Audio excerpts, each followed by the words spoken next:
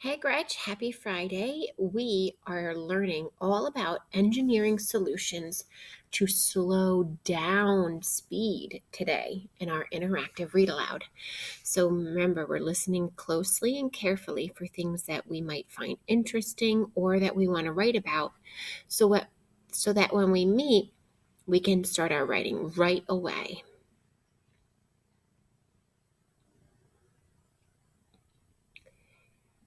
If you dropped an apple from high in the sky, what do you think would happen to it when it hit the ground?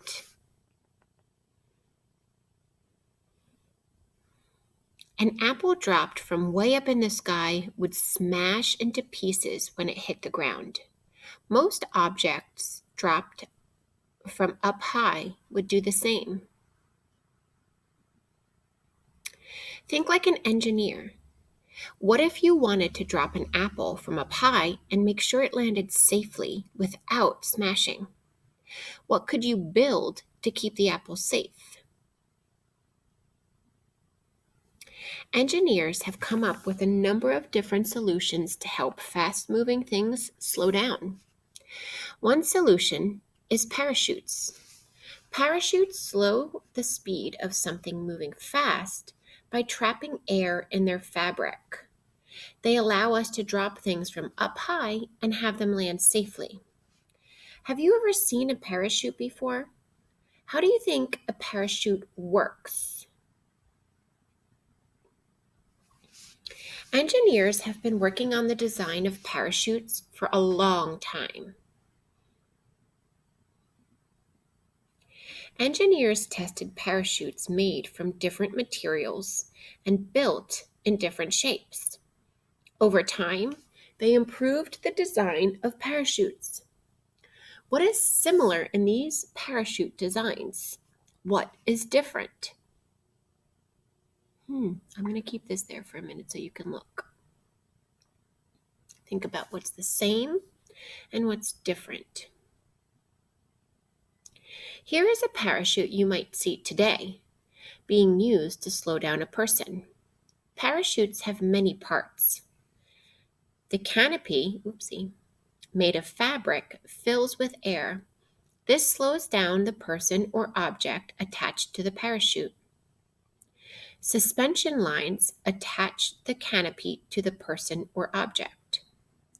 Control lines allow the parachute to steer and direct where they go. A harness attaches the parachute to the person's body. Some people use parachutes for skydiving. A parachute is tucked inside a pack on the skydiver's back. Skydivers step off an airplane high in the sky, and when they're ready to slow down their fall, they pull a cord to open their parachute. Once the parachute is open, the skydivers slowly and safely drift to the ground. The Apollo 11 spacecraft that landed on the moon, used a parachute on its return to Earth. As they got close to Earth, the astronauts in the command module released the parachutes. This slowed the module down so it could land safely in the ocean. The Mars rover was dropped onto Mars using a parachute too. What do you think would have happened to the rover if it had been dropped without a parachute? Think back to that apple. Without a parachute, the rover would have crashed down onto Mars and broken. With its parachute, the rover was gently lowered inside a protective case. When it landed on Mars, the rover unfolded and came out, undamaged and ready to explore. A parachute can also be opened behind a vehicle if it needs to slow down quickly. When a space shuttle comes back to Earth, it's traveling extremely fast. Astronauts release a parachute to slow it down while landing so it can stop slowly and safely. Race car drivers use parachutes at the end of a race to slow down their cars, too. Engineers are always working to find better designs for parachutes. One of the newest designs is called the cruciform parachute.